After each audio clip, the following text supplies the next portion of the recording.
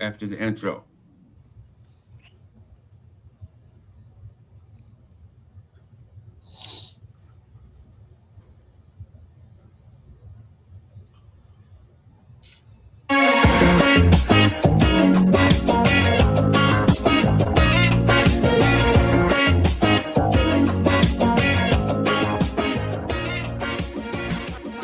Already shown, man. It's Deion Dawkins, and you listening to the Real Deal Sports Show on the Beat 105.5. Good morning, everybody. Oh man, I'm sorry to hear back home is frosty as a mother. Man, people back home is freezing. The wife got off the phone with me. She was all upset. But what I just asked her to start my car. Could you start my car back on Monday or Tuesday? Oh no, I haven't done. Oh, you in one of those moods? Oh, I said, oh man, is it kind of cold back there? Oh, man, it's gonna be minus 100 today. I said, oh my God, that's gonna no click. I was like, she said, what's all that noise in the background? Who are those women people? Oh, I said, oh, people at the bar partying here. We had a soul food spot called Minnie's over here in the Fillmore District. We walk down the street, catch some jazz. Next thing I know was click. I said, oh, all right, good. Okay, this conversation is over. Time to roll on. Good morning, gentlemen. Welcome back to Real Deal Sports Show. Coming to you live from the Rock Palm Broker Studios each and every Saturday morning. We getting it in. The Radman live from San Francisco, California. The guys made it back to the house. J-GILLZ and Bilal, good morning to you guys. How's everything? Hey, good morning, man. Absolutely. It's definitely negative 20, but I'm mad I ain't find out about that soul food spot. You talking about a soul food spot? All that ramen noodles and salmon was just not doing it for me. All that sushi and ramen noodles is to have a soul food spot. Man, Radman, you supposed to been tell me that before I get all the way back to Rochester, New York. Come on, man.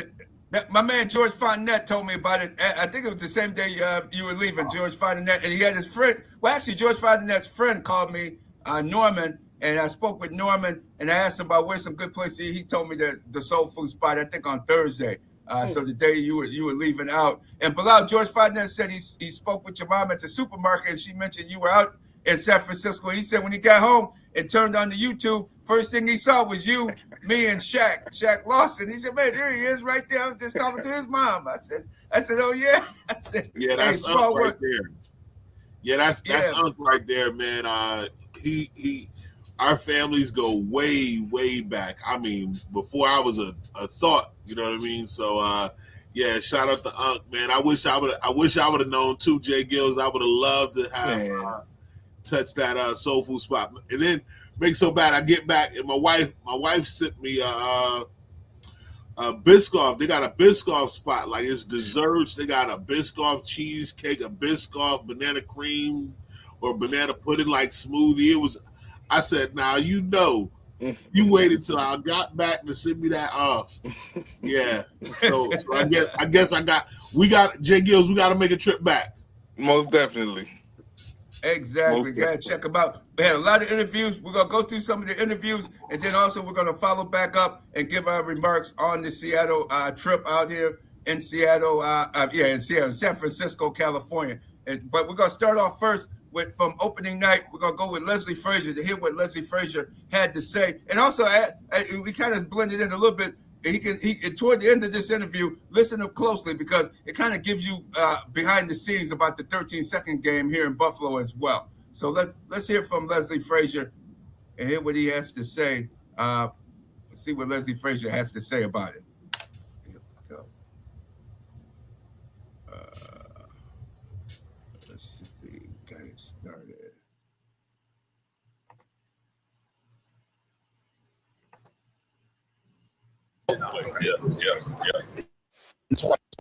Yeah. Inspections in the game that you got to keep your mind on. Good to see you, buddy. How you been, man? Good. Yes, good. That's just it. It's just so many things happen when the offense is on the field that they need the head coach to help with decisions and create clarity. And I give an example. We're in a 2-minute drill. It's the beginning of a 2-minute drill. Are we going to? That's what we're going to score. We're trying to score now. We're trying to get a field goal. We're trying to get a touch. But a head coach has to give direction to that. And if you're in between series, you're trying to figure out, well, what are we we're going to have to do.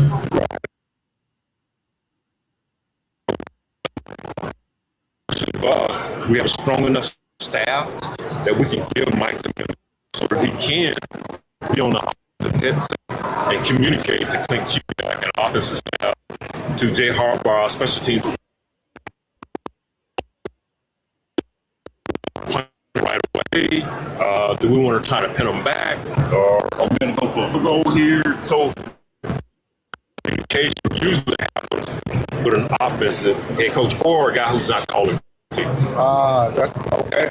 Yeah. And currently with the Seattle, like Chicago Bears, 46 in the secondary. I noticed that. I picked that up watching Seattle this year. Yeah, we got some remnants of some of the things we did in Chicago. I mean, the defense in Baltimore really was originated with Rex Ryan. A lot of things that through the flow of that Baltimore defense, and Mike has brought some of the remnants of that defense to Seattle. So there are things that we did back in the day in Chicago with Buddy Ryan that are part of what we 46. Right. But there are a lot of things that we borrowed from that defense and what we do. The variation. The variations of it. The variations of it. Did you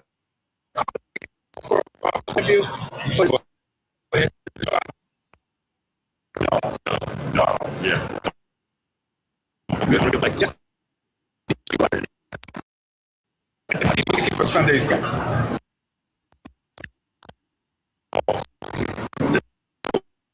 Wait. The teams that have won are like plus 15. It's like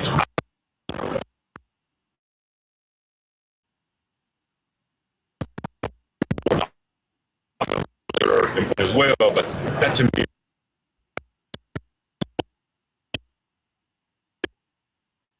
and then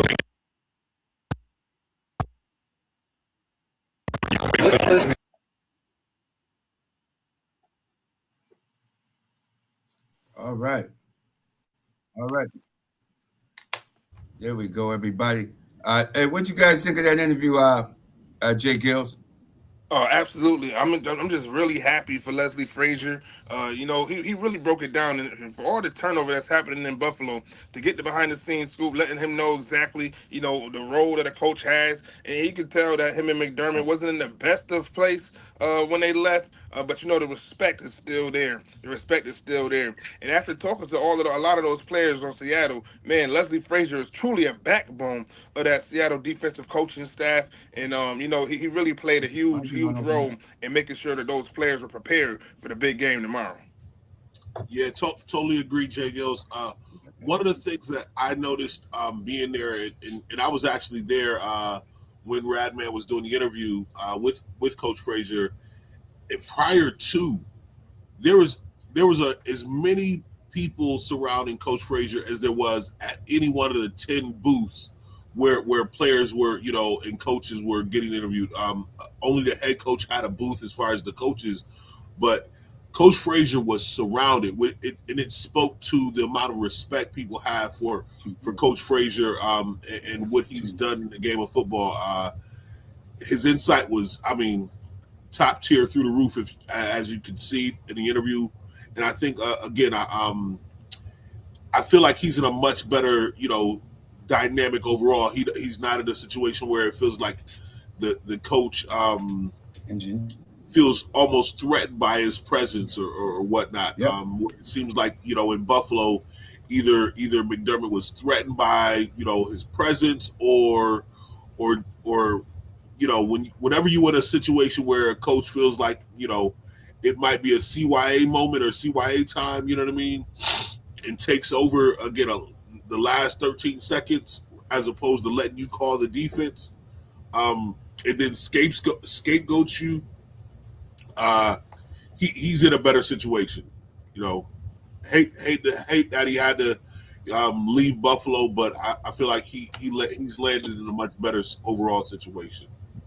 And I thought one of the more telling things was when Radman asked him, 10 head coaches, and that was the theme of this week, 10 head coaching spots, no spots available. Radman asked him if he got an interview, and he humbly said no, but that he's in a good place. That just goes to show you he's happy right where he is.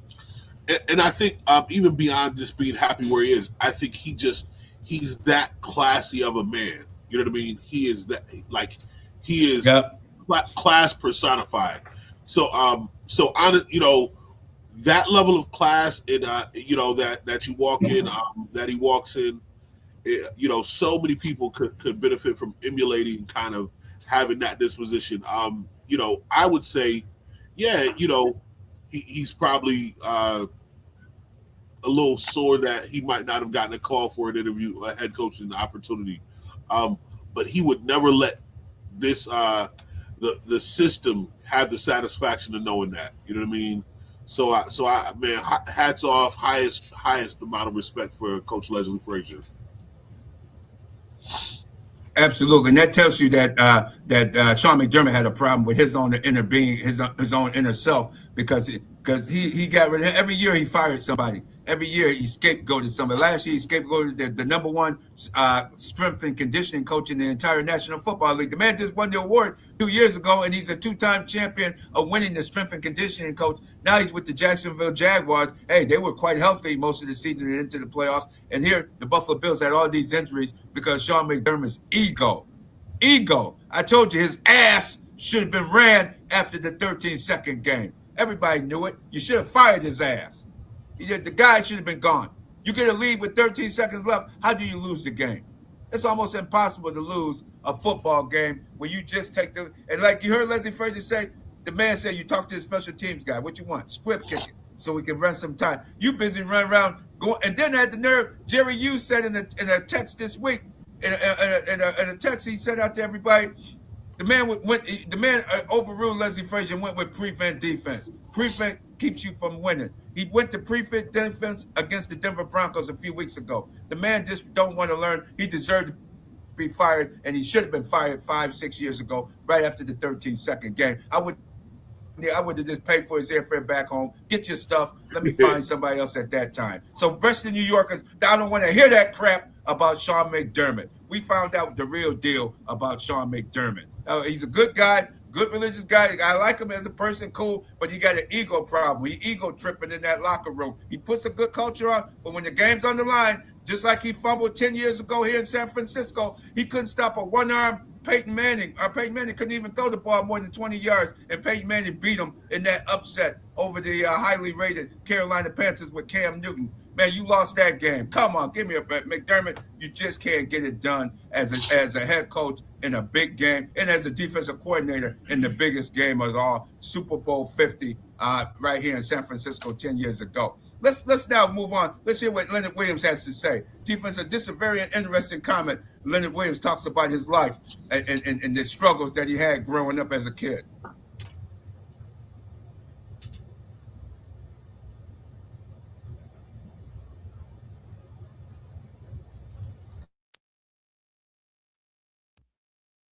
We've been able to have the opportunity even this year to give back in ways that really relate to me, because I grew up homeless at times and didn't have places to stay. And, so it's surreal for me to be in homeless like this now, because I was a homeless kid at points. And, I think it's a huge message for me to go to shelters and things like that and let people know that I was once in their position, and they're kind of like, you could tell it means a lot to them. Leonard, what would be your advice to your young player having to come out of college and go to a market like a New York City and deal with the mass media? Like, what would be your advice for them? Yeah, I was just talking about that. I would just say just be yourself. Just always understand that you can control the narrative. You can control your answers. Even if someone asks you a question that you're not comfortable with, you can control what you say. So even if you're answering something, you don't have to answer the question pretty much, and just cancel out all the noise. And how do you stay focused and continue to play in your 11th year in the National Football League, where it's a 3-year average for expectancy in the league? Well, I would say, I think people expect that it gets harder for you as you get older, but for me, it's been getting easier as I get older. I'm finding more and more ways to take care of my body. I'm finding more ways to cancel out all the noise, all the exterior distractions. It's just getting easier and easier for me to lock in on what matters. And to me, that's my body, my diet, my family, my community, and my team. And it just keeps getting easier and easier each year. Most definitely. Leonard Williams, he showed you right there, high character guy. Definitely didn't know that he spent all of that time in a homeless shelter at that. But very insightful interview, and he was ready to go. Wouldn't you say, Radman? Absolutely. He's ready to go.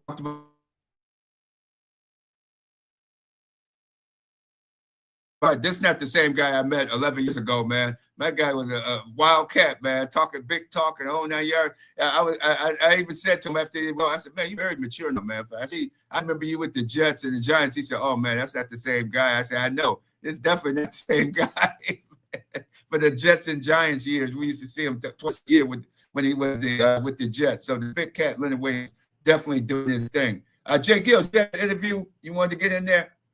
Most definitely. Also, right next to him, key to the game, and we're going to get into that a little later, is that front four. So we got a chance to talk to Leonard Williams. Let's talk to his running mate, Byron Murphy. And we're going to talk about how Byron Murphy plans to execute on Sunday, as well as his relationship with Leslie Frazier.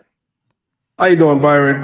What does it mean, these last 2 years, what does that mean to you being a Seattle Seahawk and now, just being so impactful in these last two, man? It means a lot, man, because, growing up, I was a Seahawks fan, so I watched Seattle go to the Super Bowl, back in the day.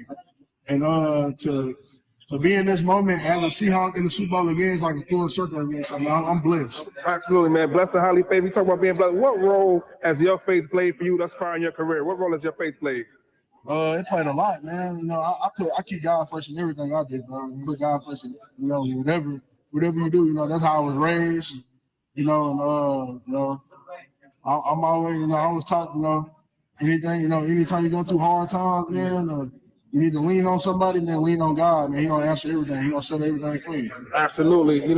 Obviously in these last 2 years been impactful. Last year y'all didn't make the playoffs, still had a heck of a season, 10-win season. Now, what is your coach Mike McDonald, instilled in this team to get you guys not just in the playoffs but to your Super Bowl?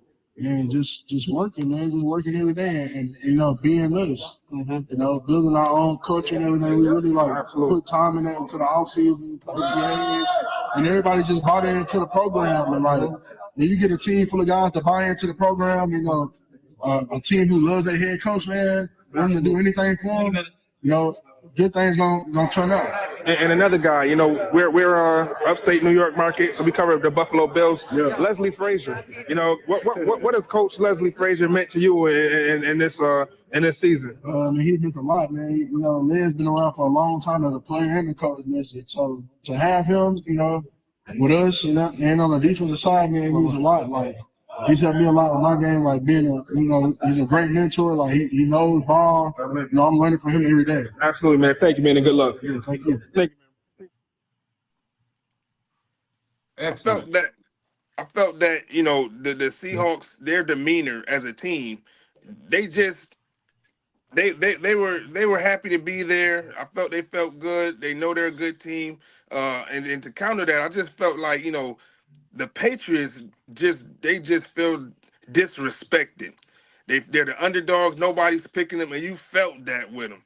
You felt that when you talked to them. You felt that, just the demeanor on their face. The only guy on the Patriots who I saw was having a good time was Morgan Moses, the 10-year vet. And after 10 years playing with Washington, he glad to be there. The Jets, he was happy to be there. He was like Deion Dawkins or something. That's how jolly green he was feeling. You know what I mean? He was the only Patriot. Everybody else stern and definitely was about their business. And that's what we saw from Christian Barmore as well. I think with Corey Durden, you got a sense of being excited as well. Kind of having an opportunity to be there, and you saw he talked about kind of. I got a chance to speak with him for a moment.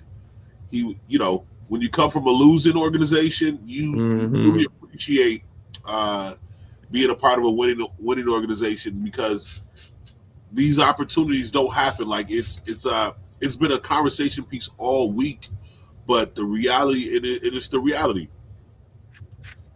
Drake May's in year 2. We've heard the comparisons all. I mean, for the last 2 weeks. You know, Dan Marino being a second year guy when he got to his, one and only Super Bowl. But at the time, everybody was like, "Man, the league is in trouble. This guy got here year 2. He's gonna be here year in and year out." Joe Burrow, he got there year 2. Oh, he's gonna be threatening to be in this game for years to come. Hasn't been back. It is not a foregone conclusion that anybody will ever get back to that place. And so when you spend a lot of years, in losing places, to have an opportunity to now do it, man, you appreciate it different. And you definitely saw that on guys. You can definitely see that on guys. No doubt. And I think I know we want to go to Barmore. I'll just add it in. That Patriots defensive line with Darden, he's been really playing well.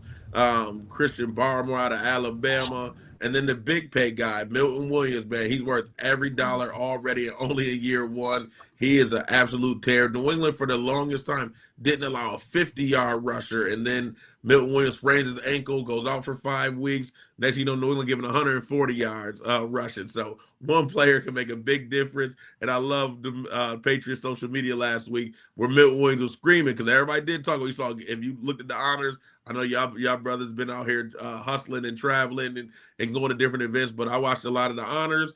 Man, Garrett Bowles, the Protector of the Year award. Shout out to Deion Dawkins for helping that get put out there. Denver had a couple brothers out there being nominated for it. Milton Williams was screaming after the game. He referenced the Black Panther. This was y'all king. This was y'all king. Ate him up. So I love something like that. So hey, it's gonna be fun tomorrow evening to see what the Patriots line do. But yeah, I definitely want to hear what Christian Barmore has to say coming out again, a true winner coming out of Alabama. Here with Patriots defensive tackle Christian Barmore. Christian, obviously it's your first Super Bowl, man. Tell me, how are you feeling knowing that, you got to the game, such a prestigious franchise, and you're a part of that history? Oh, it's amazing. All glory to God. Absolutely. Talk about God. What role does your faith play in preparing you for the big game? I just can't wait to play football. We're here for business. We came here to dominate. That's all. Man, I'm feeling like y'all. Listen, I feel that y'all been the underdog, and I feel like y'all feeling that. You ready to play, man. What can Seattle expect from you on Sunday? They will see when we get there. Woo, my brother. Good luck. Appreciate you, boss. The amount of focus and intensity coming from Christian Barmore, coming from all of those New England Patriots. I'm telling you, they feel disrespected, that nobody's picking them. They feel that they're just as good. Their offense has been mediocre in the playoffs, getting sacked 5 times a game, Drake May in the postseason. But their defense has been the top defense in the postseason. I don't understand it. That's why they're sleeping on Christian Barmore, Mike, all those guys. So I'm very curious to see. And you can see the intensity. Those guys are ready to play. Those guys are ready to play. They're focused. And I think we're going to see on Sunday. It is, but that's a great one. Bilal, I'll pass it to you right after this. To me, it's interesting. Everybody, I haven't seen one person pick the Patriots. And to me, if I didn't know any better, this was some unknown team where we didn't watch all year. And yes, they didn't. Their schedule was the schedule. It's not college football. They didn't put Citadel and Northwest State, Alabama State on the schedule. Come on. They play NFL teams. And to me, this team is growing together, the biggest piece. And let's not forget, who did Sam Darnold see ghosts against? And it's a little different now with Cooper Kupp and the tight ends, and he got that bad man, JSN, of course, being the main focal point, and Kenneth Walker, who I thought was going to be more Le'Veon Bell coming out of Michigan State, but can really ball. But Sam Darnold saw ghosts against that Bill Belichick defense. And I think New England could get after him. Kavon Chaselon, coming out of LSU, is having a career year, former first-round pick with the Jacksonville Jaguars. The back end doesn't get enough credit, man. Carlton Davis, you're going to see one time the back of his jersey, him just holding and grabbing. He guaranteed to get a 15-yard penalty for pass interference. Hopefully it's nothing more than 15 yards being a Patriots fan. But the back end, the real one, of course, Christian Gonzalez, Marcus Jones in the slot. I'm really interested to see if Vrabel's going to take the Bill Belichick approach and put the number 2, Carlton Davis, and safety help on JSN and then have Christian Gonzalez take totally away Shaheed or Cooper Kupp if we're going to go at it that way. And to me, the one name that folks don't know, look out for number 21, Jalen Hawkins. He is not at Reed, but he plays that center field. He's looking to intercept the ball, has great hands. I think Jalen Hawkins is going to make a big play tomorrow evening to help the Patriots with a big upset victory like they did to the Rams all those years ago to start a new dynasty. Bilal, what you got cooking? Yeah, no, I was with J-GILLZ when he did the Christian Barmore interview, and you can definitely see like, bro was, it was like, okay, I'm here because I'm, I got to be here, but he wanted to be on the field right then. Like he was ready to go, and so you could definitely see that a lot of the players were already locked in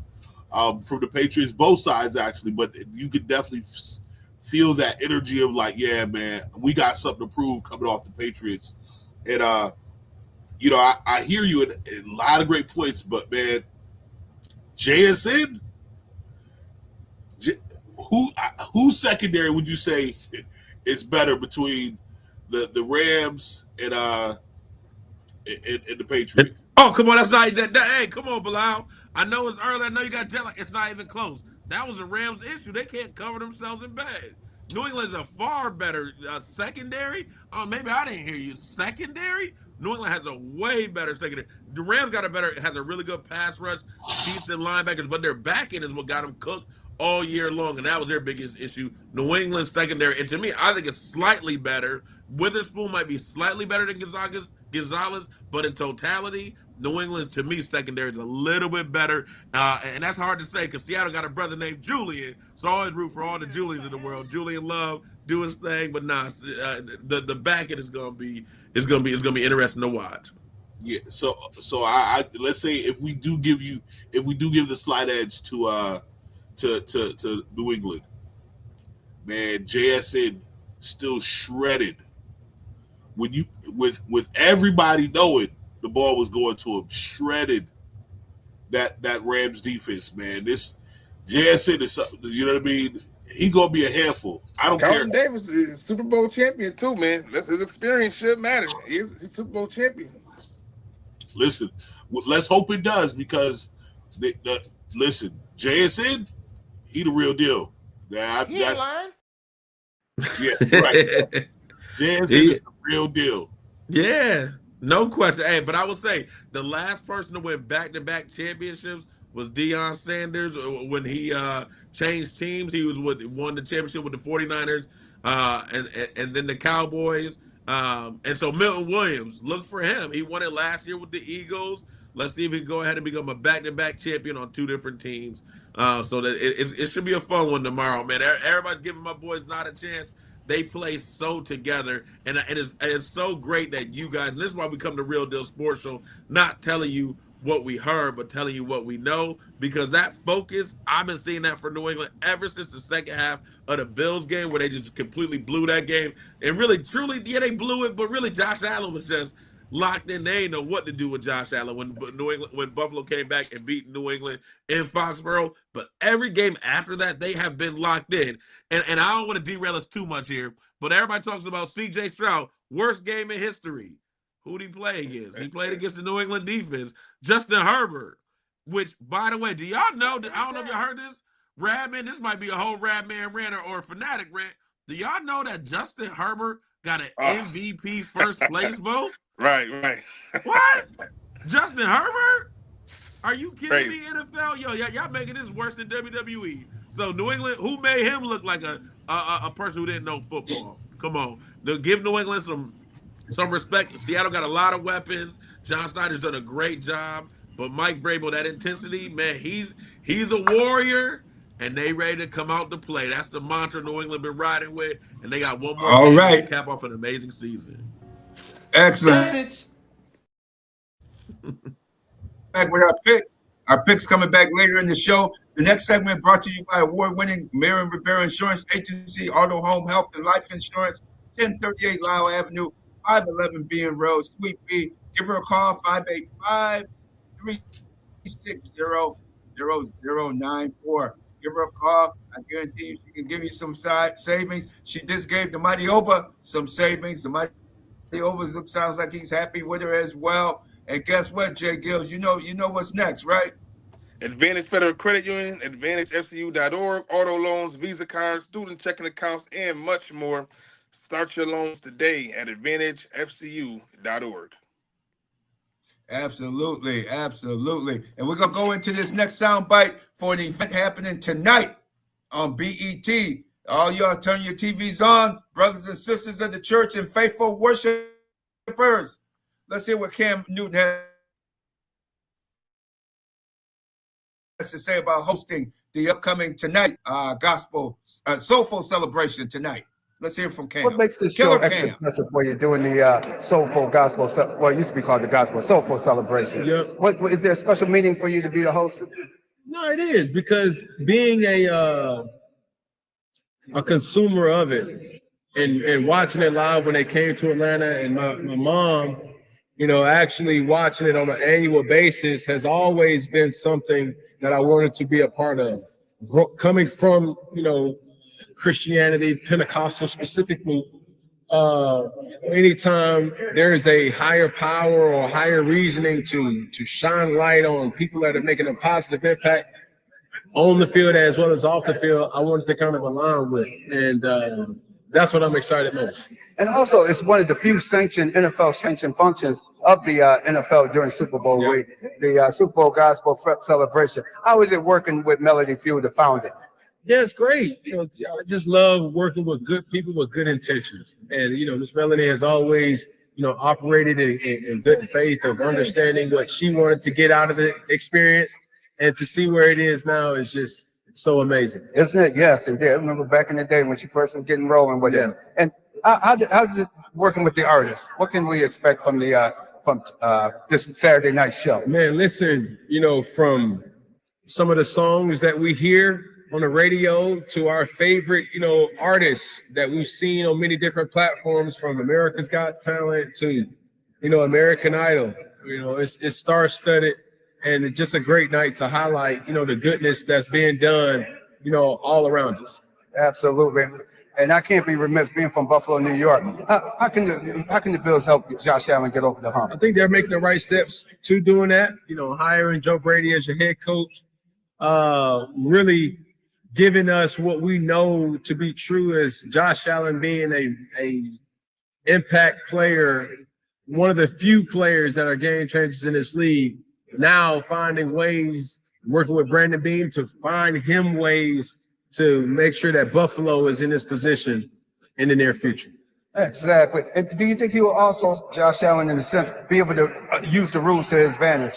Like, he broke his foot on a play where he ran 20 yards backwards to try to get away from Myles Garrett, where all he had to do was just basically throw the ball down at his feet, spike the ball into the turf. Which I say, it's different. I'm not out there being chased by Myles Garrett, but it's a little different, with covering sports, with actually being in the sport.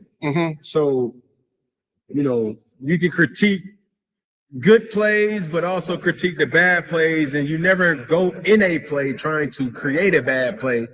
It's just one of those give and take dynamics that sometimes you win and sometimes you maximize in a way that you necessarily didn't want it to be. Who do you have winning the game? What's your prediction for Sunday's game? I think Seattle will win. I just really want a good game from a fan to another fan. Absolutely.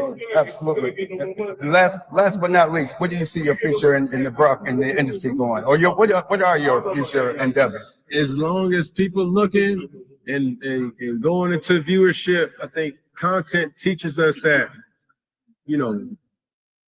revenue is impacted by viewership and impact. So as long as people keep giving me that,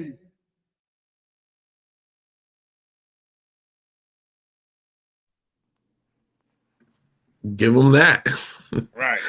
Yeah, give it. Hey, that was a great interview, Radman. Cam giving a lot of great information, a lot of jewels for it, and Cam really has been, from Netflix shows to now the BET's Soul. I feel like, man, Ryan Clark was getting a lot of these opportunities, and now he's kind of sitting and doing his own thing with the pivot, and now Cam Newton. So, and Shannon Sharp was doing it until he got to get a little recording things that need to be in private moments. So Stephen A seem to have the magic touch right now. A lot of pull with brothers in particular being able to get put on and having these great opportunities, not just on a first take and not just even in the sports world, but outside of that. So that was really cool to hear. I just hope that Cam does a better job than he did in 2019.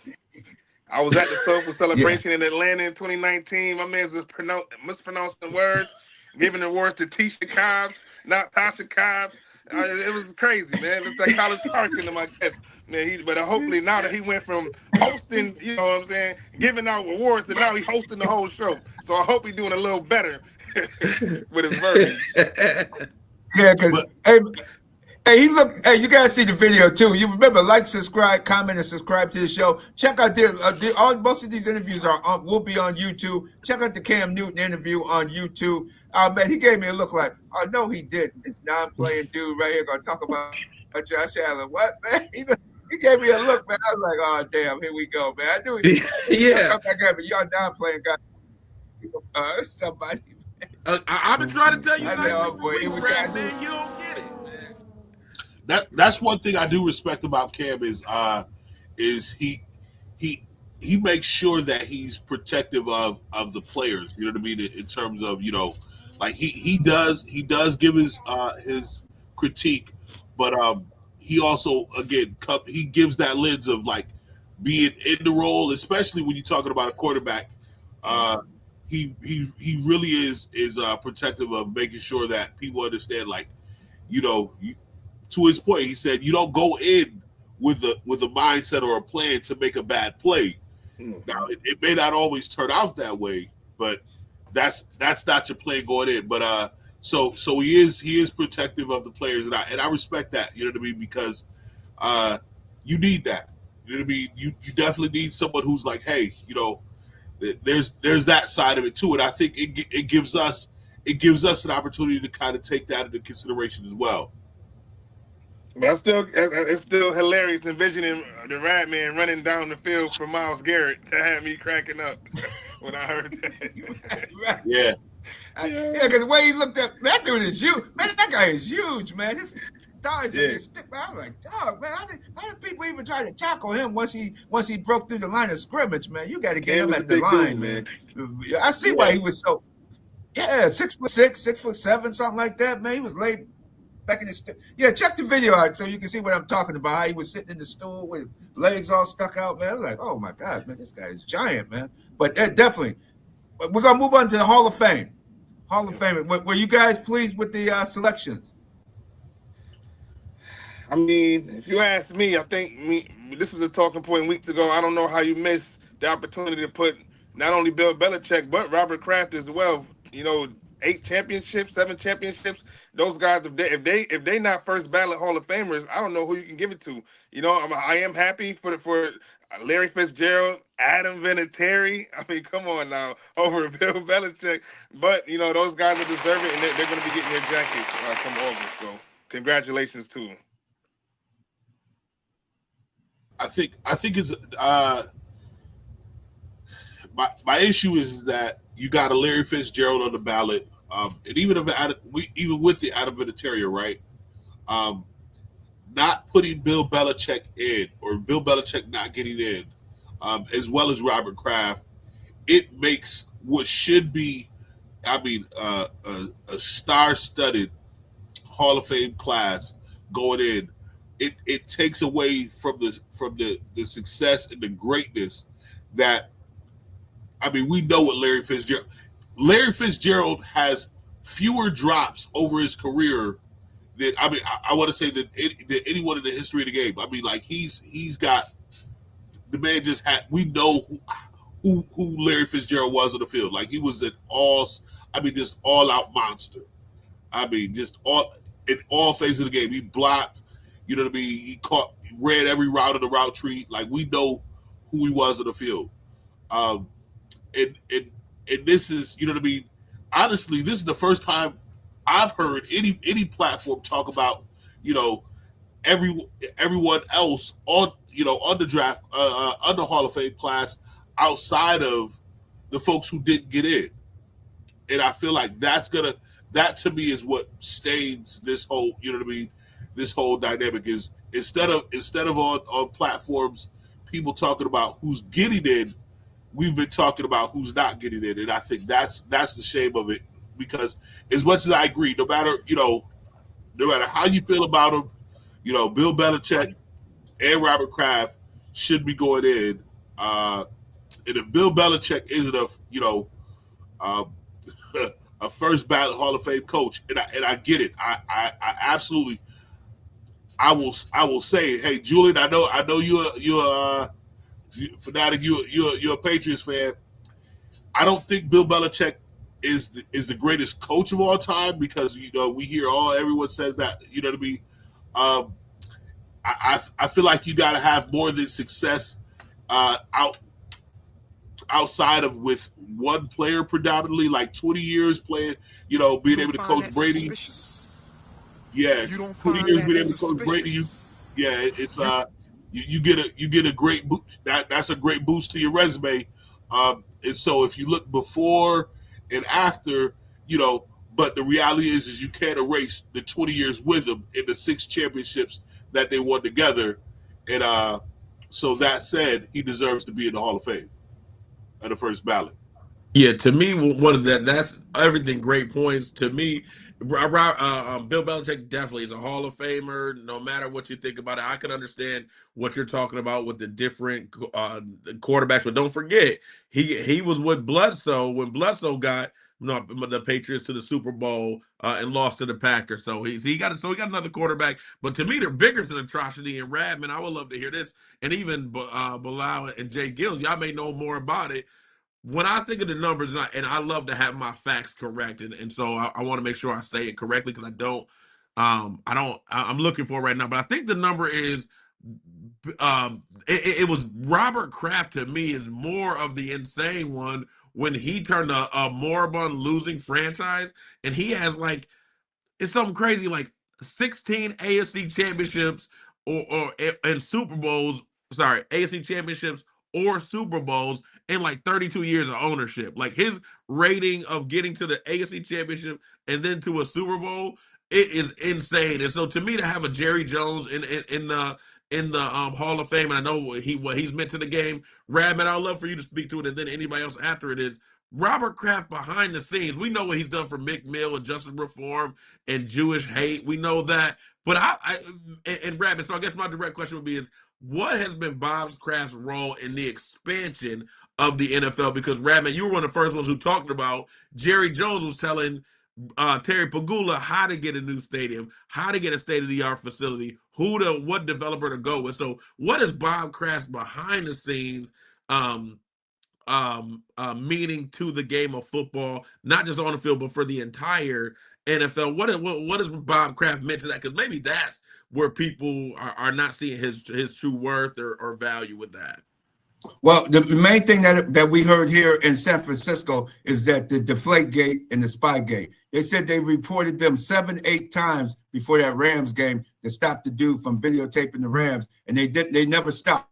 They videotaped 7 to 8 times, and the Rams complained about it, and nothing was done about it. Same thing with Deflategate. They asked them to stop. They think of them as cheaters, and they don't think they deserve first ballot. That's the word out of here from some of the people that voted, that I know who voted in this, who have a ballot for the Hall of Fame, and that's the main reason why they didn't get in, for cheating. Spygate, Deflategate, period. Those two cheating. I didn't realize they were warned many times, but they were warned many times to stop it, to stop videotaping deal. Because they shouldn't have beat the Rams. The Rams even said they felt that every play they ran, it seemed like the New England knew what they were doing, and that was odd to see a team just know all your plays. Every play. But one other thing too, before you go real quick. Roger Craig got in. Roger Craig should have got in. It's 27 years since he retired. He should have been a first ballot Hall of Famer. He was the first player to have a 1,000-yard rushing and receiving season in the National Football League. That guy was great. He should have got. If he wasn't the first ballot, he should have got in a second or third opportunity. Not no 27 years later. That's a real travesty right there, guys. Radman, I'm with you 1,000% on that, and that's not just my 49er fandom talking. Roger Craig was ahead of his time. Again, as you said, first 1,000-yard rusher and receiver ever in the game.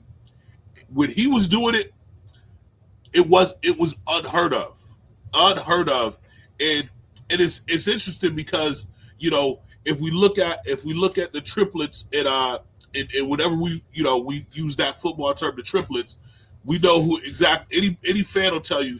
We're talking about Troy Aikman, Emmitt Smith, Michael Irvin, all three of them first ballot Hall of Famers, right? Well, Roger Craig was that triplet in the San Francisco version of the West Coast offense with Bill Walsh, Joe Montana, Jerry Rice. And so to your point that, what I mean, I think it was tragic that he had to wait so long to get in. But to answer your question, Fanatic, so here's my thing. I think hold on. We'll get it roll because we're running out of time on this. We gotta go right into our pick. Who's up? We go with you, Bilal, real quick on your pick for Sunday's game. Who's going to win it? What's the score? Listen, I got NFC West, Seattle Seahawks winning the game. I'm like Cam. I want to see a close game, but I do think it could get ugly for the Patriots if they don't stop them early. So I'll say 27-20 Seattle. J-GILLZ. Rolling with the Patriots. They look like they mean business. Sam Darnold's going to have to prove it and really show me he's going to win this game. I'm going with the Patriots 17-13. Patriots 24-21. Patriots 24-21. Jalen Hawkins' big play at the end to seal the game. And we'll have questions about Sam Darnold seeing some ghosts again against the Pats. Yes, I think it's going to be a tight game early, and I have a feeling Seattle will pull away due to Drake May. Drake May has not had a good game in the playoffs at all. I think they're going to force him with that 46 defense. They're going to come with some plays that Leslie Frazier and them going to draw up. And I think because you saw how vulnerable he was last week, and then the week before he wasn't good. He wasn't that good at all. If C.J. Stroud would have played, the Texans would play like a pro. The Texans should have beat the New England Patriots. I got it 24-14 the Seahawks due to the turnovers that Drake May will make in this contest. That would be the difference in the game. And we had great week. Great week, fellas. Hey, Excellent y'all, time, you guys excellent have me on the time. edge of my seat. Great week. And shout out to Internet Passport. He did a lot of work in there and behind the scenes. So shout out to Internet Passport for an amazing week, man. Y'all did y'all thing. Shout out to Internet Passport and the Radman. Yo, we're on 8 o'clock East Coast time. It's 5 a.m. where they at. You know what I mean? So to get up and do a show at 5 a.m., that means you were up 4:30 in the morning. So and again, and you talking about a vet and a professional at the highest caliber of the Radman. We appreciate you. He makes it all possible. Get it, Radman. Dedication at its finest, right there. You know. Indeed. Remember, you got to stop at Thalia, India, guys. Once it unthaws out a little bit, stop over at Thalia, India for that buffet. That buffet is guaranteed to warm you up. Thalia, India at 3259 South Winton Road in the Windjuff Plaza. And Jamaican Soul, his soup is off the chain, man. That man got cow feet and all kinds of soups, man. Oh, my God. The soup, they make collard green soup at Jamaican Soul, 211 Genesee Street. Soul Food Sundays. Check them out every Sunday. Open noon to 9 p.m. on Sundays and 11 to 9 Tuesday through Saturday. Both of those restaurants can warm you guys up from the great outdoors you guys are dealing with. Radman, I'm jealous. I think I'll still a couple extra days, guys. I think I might take a couple extra days and just chill out. I'm hella jealous. You know, you out there in that warm, sunny San Francisco weather out there. We over here freezing our butts off in the rock. You know? Just bring some of that weather. I told J-GILLZ, I seen him yesterday. I said, man, why you ain't bring some of that sunshine back with you? Yeah, listen. It was good while it was. It wasn't for lack of effort, BacSpin. We was trying to bring all we could. I know I tried. I know that's right. Oh, my goodness. I mean, if y'all look outside right now, the wind is howling, the snow is blowing, and it's coldy conditions up here in upstate Rochester, New York, man. Coldy conditions. You heard? Who you going with? BacSpin? Who you rolling with? You know what, J-GILLZ? I was going with Seattle. Live in my hotel, BacSpin. Jay-Z was sighted in our hotel last night at the Pickwick with some people last night. Oh yeah, yeah. I was gonna go with Seattle, but I'm really thinking that New England might make this a game. And Sam Darnold is Sam Darnold, and I don't have a lot of faith in that man. You know what I mean? It's amazing that he even made it to the Super Bowl, which is shocking. It's the team around him. That's what I'm saying. So he's in a position where, I don't think he ever thought that he would make it at this stage in his career to the big game. That being said, I don't know if Drake May being what is he? This is second year, right? Second year. So experience plays a lot in games like this. So my heart says Seattle, or I'm sorry, my heart says the Patriots, but my mind says that Seattle is probably going to pull this out. Just experience alone, I think, may get them over the top as long as they protect the football and Sam Darnold plays a good game. If he has a bad game, all bets are off. I think the New England Patriots will seize the moment. And I Mac think Hollins, Steph Diggs, do. baby. Listen, Steph Diggs, Cardi B might perform too. Yeah. The way Kaylee Walker been running the ball the last few weeks, man. They gonna put their hands on my boy Kenneth Walker. He gonna be a non-factor. You're right, but Henderson. Non-factor. Henderson is he's a rookie, and to make it to the chip in your rookie year, he got a chip on his shoulder like I did in my first year. You know what I mean? So I'm looking forward to a very, very good game. And if it comes down to the wire, then I'm gonna give it to New England. You know what I mean? I'm gonna give it to. If it comes down to the wire, I'm gonna give it to New England because I think they're playing for, like you said, J-GILLZ. Everybody's counting them out, and nobody's giving them a chance to win. And when you got that type of attitude and instilled in you, where everybody's counting you out, you're an underdog. That dog tends to come out a champion. So I'm looking forward to a great Super Bowl. Man, J-GILLZ he's stepping out on the limb because listen, I hear you. And Trevion Henderson is a man. The dude he can fly. He can flat out fly. So if he gets the ball and around the edge on you, it's good night. But man, the close games this season that Seattle has played, they are battle tested. They play in the toughest division in football, man. They had to beat teams that were all Super Bowl caliber teams in their own division just to get here. No doubt. No disrespect to the Patriots, man. Again, there's like Fanatic said, they just beat the top two defenses to get to the Super Bowl. That's all. That's just all. Houston and the Broncos. That's all. Man, got people like C.J. Stroud. I know, man, you got to wrap it. People thinking C.J. Stroud playing for the Mafia. New England did that. Don't forget that. We gotta go, fella.